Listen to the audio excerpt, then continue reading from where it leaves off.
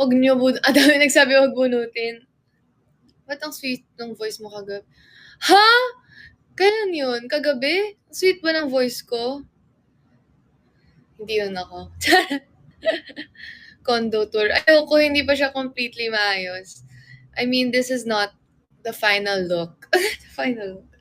Yung mag-makeup ako nang nagsasalita. Sayang ng event yung Sa'yo na yung condo. Hindi, rent lang. O, sinabi ko na lahat, di ba, ng details. Ba't ang sweet mo kagabi? Kailan yun? Ano bang sinabi ko kagabi?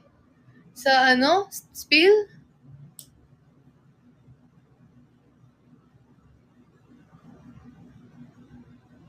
Tinatanong mo sila kung kumain na sila. Nung hapon. Kasi 'di ba, ang hirap kaya ng kailangan yung maaga doon, tapos minsan di pa nakakain. So, make sure kumain kayo. Saan punta today?